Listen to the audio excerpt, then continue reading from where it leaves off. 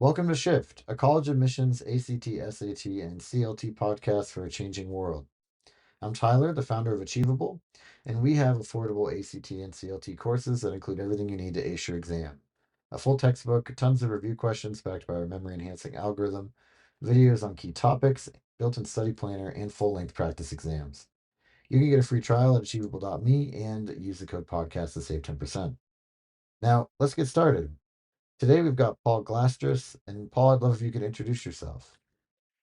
Sure, Tyler. Thanks for having me on. I'm Paul Glasters. I'm the editor in chief of the Washington Monthly Magazine, a magazine of politics and policy published out of Washington, D.C., but with a national and international audience. Every year we publish a college ranking that is a sort of conscious alternative to the other big rankings and a very different set of metrics that focus on things that the other rankings don't and wind up with a very somewhat different set of rankings showing very different colleges at the top. I've been doing this work. This is our 20th year publishing the Washington Monthly College Guide and Ranking, and I've been at this job for almost 25 years. And before that, I was a speechwriter for President Bill Clinton, and we working on education issues, which is how I kind of got involved in all this. And before that, worked at U.S. News and World Report, which everyone knows publishes another, the dominant college ranking.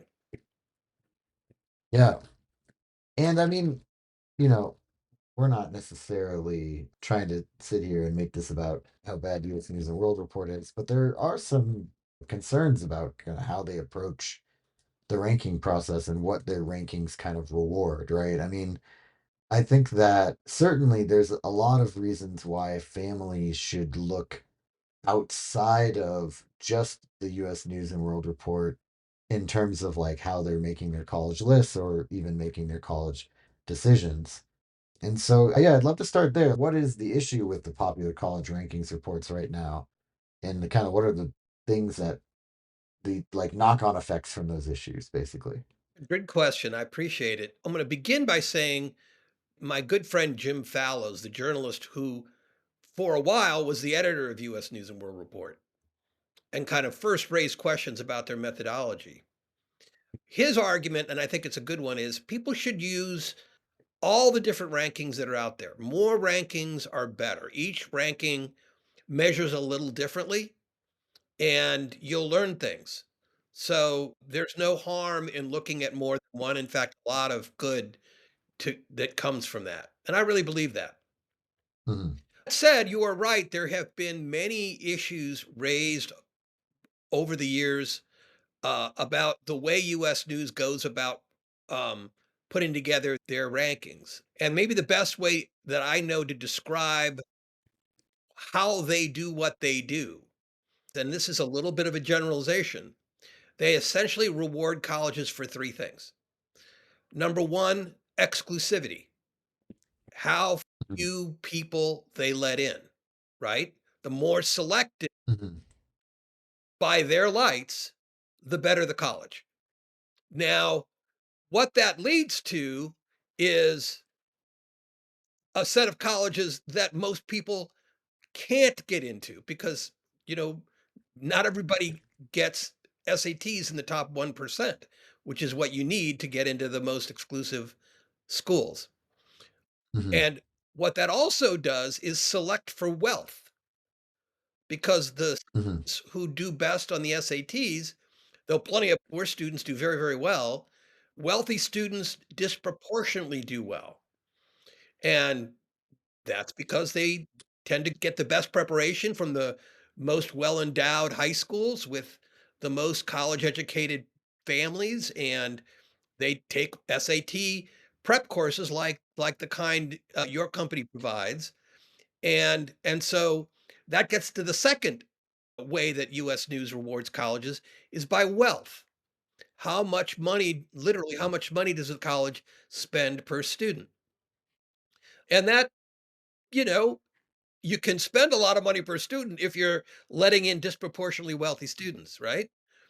Right. And then the third uh, way they reward colleges is prestige, right? They do Right. a survey of college leaders and they ask, what do you think that college 1,000 miles away, what quality do you think that of the education of that college 1,000 miles away? As if a president of a school 1,000 miles away knows what's going on in the classroom in that other college. So Right. guesswork based on what you hear. It's sort of like the popular kid in high school, right? The popular kids, everybody knows who they are. Mhm. They can't quite say why they're popular. They're popular because they're popular. So there's a kind of a self-referential thing.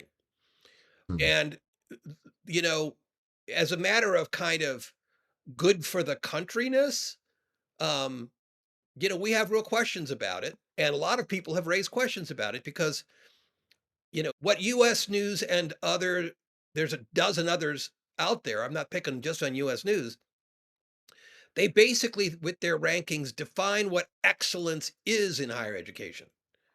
And to give you an analogy, right? If you were ranking restaurants in your metro area, you wouldn't include country clubs, which have very good restaurants, Mhm. right? Maybe they have the best restaurants in some way, but you wouldn't include them in the ranking because your readers can't get in there, right? They're private Mhm. clubs. When you define the best as things you can't get into, it gives a kind of a Mhm. weird pitch to the whole thing. Moreover, if you reward Mhm. spending, you get more expensive colleges that spend more money and you know, college is already too costly. So there are plenty of other critiques of these mainstream rankings, but those are the ones that really strike us. Yeah, I mean, I think that makes a lot of sense, right? And essentially, I think that like standardized test scores, yes, I think that they are probably one of the last kind of fair metrics that exists, but also you certainly can get a lot more help if you have a lot more money, right?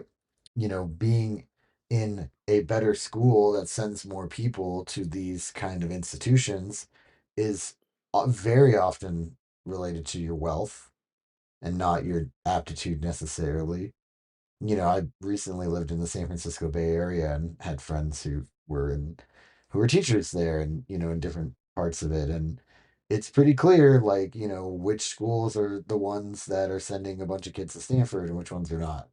And a lot of times it has to do with whether they're public or private and therefore how much money people can afford to send their kids to those schools. And in general, I agree with you that like the way that the rankings are done, or really the way that college admissions is done, like does have a lot of preference and favorability towards the wealthy. I think in addition to that, you're talking about, it's kind of this self-perpetuating thing. The famous schools are famous because they're famous, and then they're at the top of the list and they're famous again. I think that's definitely, an issue, and I think it also kind of reinforces these other parts of like the exclusivity, right, which is oftentimes determined by their admittance rate, or what, I forget what it's called, but it's the rate that people that say that they're going there actually go. I forget what that rate is called. And then there's also, like you said, the where it gets really problematic is with the cost of the schools, right? Because if you've got a very expensive college and it's charging a lot more money, and particularly it's charging full ride, like full freight with no scholarships or discounts to most of its student body, that's going to have a lot more money to spend on things that make it the best school, especially if one of the metrics is how much money it spends. And then that will also perpetuate it being at the top. And then, that last bit, which is what I want to kind of talk about next, is that a school being the most expensive school is not necessarily in the interest of the parents, especially in the parents of people that are like parents that are not super wealthy and have no problem biting a $70,000 a year bullet, like some other people might. It might not be the best ROI on what you can do, essentially. Right. That's exactly right. Yeah, so I'd love to talk a bit about that then, right? Like, let's talk about kind of why parents should shift their thinking from just being focused on the top ranked schools to, this sort of more ROI focused approach that you were talking about. So, it depends on the student and the family. If you have the SAT scores and the wherewithal to get into an elite school, more power to you. I went to a state school, then to a pretty elite school. I didn't find the teaching quality to be all that different, but I definitely got something out of going to an elite school. And we know that if you get into an elite school, you're likely to make more money. You're likely to have a better, you know, professional network that gets you a higher salary and so forth. So there's advantages to getting into an elite school. The point is, take all the highly selective schools together and it's maybe 5% of the undergraduate population. It just isn't a very good help. It's not of much help to the other 95% of students. So the question is, where do they go? What should they be looking for? And, Mhm. again, students with pretty good SAT scores who went to pretty, you know, wealthy high schools can get into the second and third tier most selective schools. And again, more power to them. But for the vast bulk of students, that just isn't how they go. That isn't how they select a school. That isn't open to them. Um, and Mhm. so you need different metrics to help them decide what are the best schools.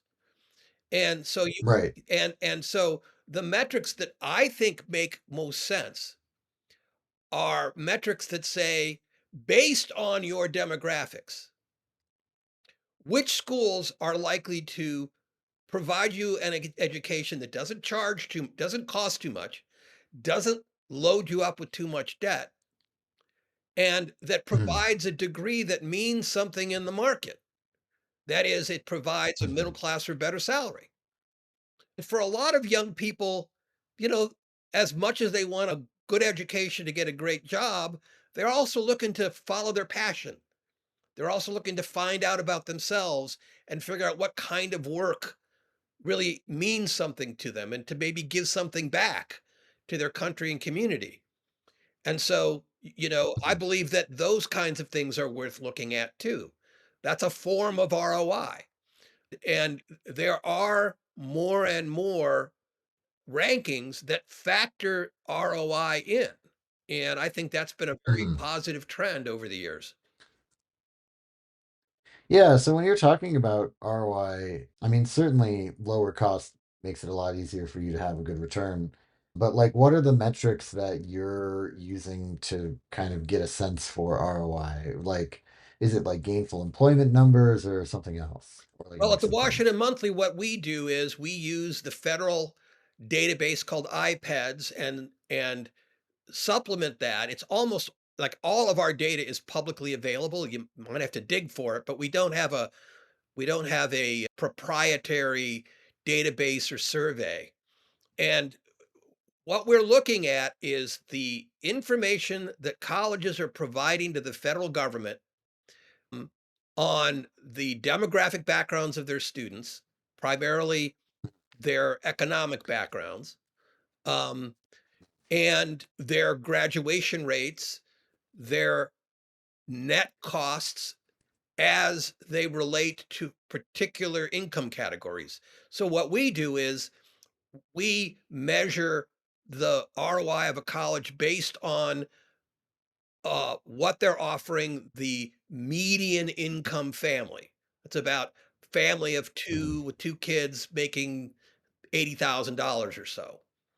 And that provide good ROI to those families and families making less do better on our rankings. Again, it's not just price, it's quality. If you graduate fewer students based on what you would predict from those demographics, you lose points, right? We hold schools Mhm. accountable for not just recruiting, but graduating students. And, we look at Right. debt levels. And this is all federal data, we look at what students are earning 9 years after, 10 years after they enter college, which, is a pretty good indication of whether the college experience and credential of that college is one that provides a decent payback. What we also do is we reward colleges that fulfill the mandates of their own uh, mission statements. If you open up the mission statement of just about any college, it's going to have language to the effect that the aim of this university is to educate young people to take their place as, productive members of their democracy. And so we measure that. We measure whether a college has a robust ROTC program for students serving their country in the military, whether their students go on to the Peace Corps, whether their students are rewarded for participating in AmeriCorps, the National Service Program. We give extra points to colleges that have high rates of voter registration and that make it easy for their students to vote. Things like that, because we think that's part of ROI. And by the way, Tyler, when I say ROI, we don't just look at the ROI of the student in terms of their tuition dollars. We look at the Mhm. ROI of the taxpayer for their tax dollars. And let me tell you why. The government at every level spends $500 billion a year on higher education. That works out to about Mhm. $1,700 for the average taxpayer every year. Whether you're in college or not, whether you went to college or not, whether your kids are in college or not, $1,700. So taxpayers have skin in the game too. And we think that Mhm. these metrics um, inform not just somebody looking to invest tuition dollars, but also looking to make sure government is investing their tax dollars wisely. Yeah, I mean, I think that's all great. I think particularly for me, I appreciate where you're coming from with like the ROTC and voting rates and things like that. But, to put my cynical hat on for a second, I think the parents are probably most interested in the first things you mentioned, which is, cost versus, how much does this increase your income in 10 years? And also, graduation rates, right? Like those are the big three that I kind of wrote down as like I think as a parent I'd be very interested in those. And also, matching up to the demographics that you are, I think it does show like a good fit, probably both economically and to an extent, probably culturally too. While obviously you guys are incorporating all of this, and I think you're a great first place to go, what are some other ways that people can find this information? Like, are these things that are typically available on university websites, or are you kind of either going to have to go to this federal database or go to a website that kind of simplifies it for you? Yeah, if you've picked a few colleges, right? Mhm. You've narrowed it down to a handful of colleges. Then you can go to the federal government's college scorecard and you Mhm. can put in key information like how much money does your family make per year? Um, Mhm. and other information, and you'll get a list of schools. So you don't need to come to the Washington Monthly to get that information, but it's kind of a pain to have to go to the college scorecard, Yeah, I figure, right? all that. So it's a workaround. I honestly think we make it a little bit easier. Great. Yeah, and then I think the other question I had is like, what are other things that you recommend, like other resources that parents should be looking into to potentially, basically just like give a more complete picture of different schools for parents? Again, all rankings are good. I'd look at all the rankings and see where the schools you've decided. I mean, if you're the first cut, obviously, got to make a lot of decisions just to narrow down the list. Hmm. But you look at all the rankings, and there are plenty of qualitative sources of qualitative information. By that, I mean student reviews, Princeton Review, Reddit. Look at all that stuff. Some of it is nonsense, right? It's like you go to a restaurant review and there are 1,000 good reviews about the restaurant, and then one person says, I hated this place because my fork was dirty. So you got to kind of factor that in. But That qualitative Right. information is also very important. I mean, little Yeah. things like, what's the transportation? What's the childcare? If you've got, Mhm. if you're an older student and you've got kids, fees and so forth. There's a lot to look into. Yeah, that makes sense. I mean, I think also in general, there's just like, sites like Admitsy, right, that like basically serve as a repository for college reviews, and I'm sure there's many others. And so, yeah, I mean, certainly I think that's all important. But like you said, I mean, I think that the biggest thing here is that you should not necessarily just be looking at which schools are at the top of the rankings when those rankings are focused on, a certain type of school. You should be thinking about how school is going to work for you, right? Like making a purchase decision. Like, yes, maybe like the Mercedes is the most prestigious car, but is that really the car that you should go Right. super heavily into debt for? Yeah. Look, in most of the other rankings, the top 20 or 30 schools are always the ones you'd expect: Harvard, Yale, Princeton, MIT, maybe Berkeley, UVA, Duke, et cetera, et cetera. It's the mostly private, but a few public flagship, super elite selective schools. Right. Um, and okay, fine. Half of the ones in the top 30 in the Washington Monthly are those schools. But the other Mhm. half are schools that probably 99% of your listeners don't know about. They're hidden gems. They're known only really in their regions. A lot of them are what they call regional public universities, right? These are the universities Mhm. with state in their name. And just to kind of give you a flavor of this, the highest ranking elite school on our best colleges for your tuition and tax dollars ranking, which is the main one, is Princeton. And it comes in at number Mhm. 5, behind 3 campuses of the California State University system, including number Mhm. 2 ranked Fresno State. Now, other Mhm. than if you follow college football, you've probably, never heard of Fresno State. Um, but Fresno State is, like the name implies, located in Fresno. It more or less recruits students from that Central Valley of California, which is where like a quarter of all the farm products we consume are made, are grown. And that area is pockmarked with quite a bit of poverty. The students that go there are charged very little. I think it's $3,500 a year, some crazy small amount. Their graduation rates are quite high given that the students come from not privileged backgrounds. They go on and Mhm. they make good money, not I graduated from Harvard money, but solid incomes. And they tend Mhm. not to, once they graduate, fly off and become hedge fund people in New York or you Silicon Valley bigwigs in San Francisco. They tend to settle in the same general Central Valley area. And, some of Yeah. the students wind up as managers at the agricultural companies where, as kids, they pick crops. That's upward Mhm. mobility, right? That's ROI. That's value.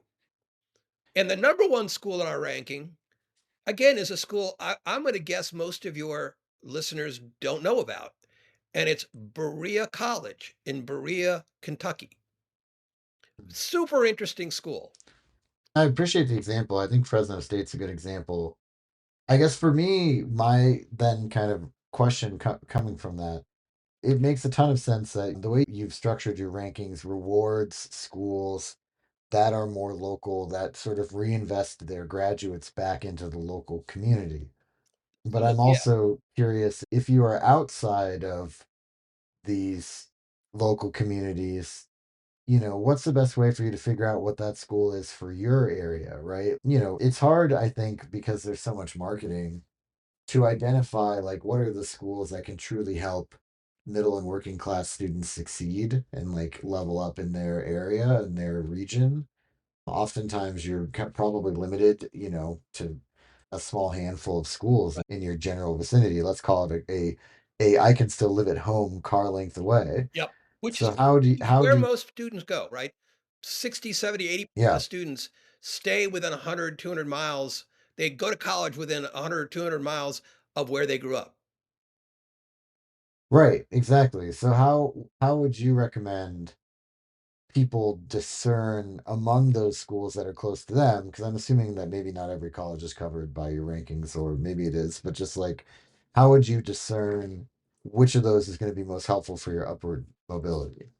So we have about 1,400 colleges and universities in our database. That's fewer than exist, but you know, we're pretty careful to Hmm. eliminate, very tiny schools and very niche schools. And one of the things we offer, and others too, but this is we have a ranking called best bang for the buck, and we Hmm. break that down by region, and it's purely the ROI parts of our metrics. It doesn't include the service parts. So you can go to that, if you live in, the Mountain West or whatever, the West, you can go to best bang Hmm. for the buck West and see all the colleges in your region ranked by these metrics of affordability, quality, and so forth. And what you're going to find, I think, Tyler, is that the sad truth is not every state has a great system of public education. There are a lot of great schools in California on our rankings. There are a lot of great schools from Florida, from New York, from North Carolina, from Texas. Not very many Hmm. from Pennsylvania, not very many from Michigan. Um, Hmm. and this is because states have very different governance systems. They have very different histories of investing to keep costs low for their citizens. So you're absolutely right. For a lot of people, you're not going to find as great an options nearby as you would if you live somewhere else. But they're there. For sure. I guess what I was also looking for was like beyond the numbers, right? Like things that are more qualitative that you should look for that are like good things to have, like whether that's like a dedicated career services team or like a career fair that they put on twice a year or whatever it is that you feel like are kind of Yeah, the beyond the numbers things that are little things that show that they're really focused on these yeah. families. And here's the thing: there's no database that exists that compares things like that. So Oh, for you sure. can go to an Yeah. individual, Just more they have anecdotally. a good jobs fair, and you can read the reviews, but you can't know if that college is any better than this other college because there's no standard measure there. And that's Hmm. something you're going to have to do individually. But Hmm. honestly, if a college degree, if the average income of a person from a particular college is really low, that Hmm. is an indication that maybe that they don't do a very good job helping people find good employment, right? Right. The bottom line is the bottom line. It's income, right? And there's lots of different things Mhm. you can do to help your students maximize their income. And it's the quality of the education, it's paid internships, it's networking. We can't measure the specifics, but we can measure the general. Right. I guess the answer is Yeah, start that with the general and then go look. right. Yeah, that makes sense. And again, especially if you're choosing things that are close to you, it does limit it a fair bit. Though I know that even I don't know, I mean, I'm probably not exactly in the demographic that we're talking about right now, but I definitely know that even people that I've been friends with that, you know, they would consider themselves to be like middle or working class. They've sent their kids to different states because, there's a really good fit for a bunch of other reasons. Yeah. So it just depends on kind of what your goals are. And I guess that's maybe the last thing, right? This all kind of ties back into building your college list, right? And I feel like, particularly for people that are kind of, not looking at the top 30 US News and World Report ranking colleges, this becomes a lot more of a nuanced discussion around, like, what kind of industry you're trying to go in, like, where, what type of place do you want to live in, like, do you want to go to Dartmouth and live in the middle of nowhere in the cold, right? Like, or whatever. I mean, Dartmouth's like obviously an Ivy League school, so that's different, but you get the idea. And so I'm curious, kind of, like, I think that the metrics that you're talking about around ROI and around like civic engagement and things like that are really important. How do you recommend people start building a list that takes those things into account? It really all depends on the student Hmm. and the parents and what they're looking for. I think it is fair to say that on average, the overwhelming thing most students and parents are looking for is a college that provides a decent chance at a secure income. There are a lot of other things, but that's kind of first. And so if Hmm. that's the case, you can eliminate a lot of schools that don't do a very good job of that, right? And that kind of Yeah. simplified boils it down. You can eliminate like half or two-thirds of the colleges out there and just start with the ones that provide a reasonable return on the investment you're going to make. And that's still a whole lot of colleges. And in a sense, once you do that, your risks of making a bad decision are much reduced, right? Yeah. And then you can ask yourselves a whole bunch of questions about how, my commute times. How often do I want to come back home? How important is hiking? Right? All kinds of things that are important to people. And that information is out there. It's not out there in a form that is easy to compare one college to another. But again, if you've got that floor of knowing this is a reliably quality, affordable school, um, you're Hmm. probably not going to make a bad decision. Right. Yeah, and I mean, I think it's also like you said, I think you've helped in also setting people up with the questions they should be thinking about. And I think the other thing you can do is go ask the schools. Like, at the end of the day, they've got somebody who's answering the phone Yeah, who's meant to be taking these questions, and you can tell a lot based on how they answer them, sure. and Go how visit them. serious Do they do are all that about stuff. things. Yeah. Well, great. Is there anything that we didn't cover today that you wanted to make sure that we covered? I think the basic points that I've said are the ones that I hope I've gotten across well, which is look at a lot of rankings, get a lot of information, boil down your list to a manageable group, Hmm. but just make sure that there are a lot of mediocre to bad programs and schools out there, and you don't want to make the mistake of choosing poorly. And look, even the worst schools are still producing some good outcomes for some students, but you want to maximize your chances of doing well in life by going to college. And I think there's Washington Monthly is one resource, but there's plenty of others. Yeah, for sure. Well, and I appreciate your guys' approach a lot. So thank you for coming on the show and sharing more about it. It's my pleasure. I really, really appreciate getting a chance to talk to your audience. Yeah, thank you. This has been Shift, a college admissions podcast for a changing world, hosted by Tyler from Achievable and Paul Glasters from the Washington Monthly. You can get a free trial of Achievable's ACT and CLT courses by going to achievable.me.